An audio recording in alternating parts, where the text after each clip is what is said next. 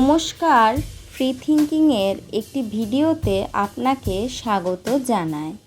আজকে আমাদের আলোচনার বিষয় হলো বিভূতিভূষণের পরলোক চর্চা। প্রথম স্ত্রী গৌরী দেবীর মৃত্যুর কয়েকদিনের মধ্যেই মারা গেলেন বোন মণি। প্রিয় দুই মানুষের মৃত্যু শোকে ভেঙে পড়েছিলেন বিভূতিভূষণ। কলকাতায় আসার পর টালিগঞ্জের কাছে একদিন এক সন্ন্যাসীর সঙ্গে দেখা হলো।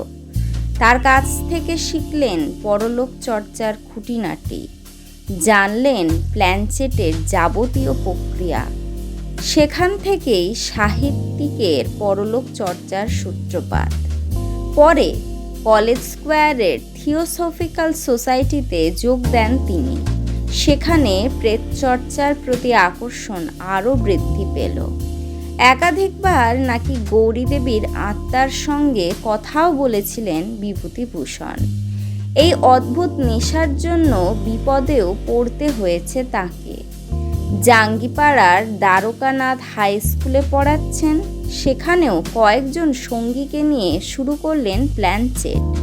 খবর ছড়াতেই ধীরে ধীরে স্কুলের ছাত্র কমতে থাকলো। এর জেরে বিভূতিভূষণকে তাড়িয়ে দিতে বাধ্য হলো স্কুল কর্তৃপক্ষ। তাতে অবশ্য পরলোক চর্চা থেমে থাকেনি তার।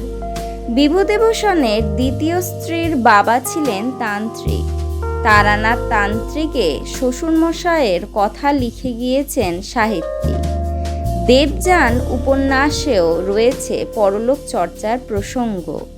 শেষ বয়সে এসে এক ভৈরবীর কাছে সব সাধনা শিখে নিতে শুরু করেন বিভূতিভূষণ। প্রায়শই নাকি ঘোরের মধ্যে প্রেতাত্মাদের সঙ্গে কথা বলতেন তিনি। এরই মধ্যে একদিন বেশ কয়েকজনকে নিয়ে ঘুরতে গেলেন ফুলডুংরি। ঘুরতে ঘুরতে আচমকায় দলছুট হয়ে পড়লেন। এমন সময় বনের মধ্যে দেখতে পেলেন একটি শববাহী খাট, তাতে সাদা চাদর দিয়ে ঢাকা মৃতদেহ। চাদর সরাতেই রীতিমতো আঁতকে উঠলেন বিভূতিভূষণ। দেখলেন এ যে তারই মৃতদেহ। চিৎকার করে উঠলেন। হয়তো এটা নিছকই চোখের ভুল ছিল। তবে এই ঘটনার কয়েকদিনের মধ্যেই এই জগতের মায়া ত্যাগ করেন তিনি।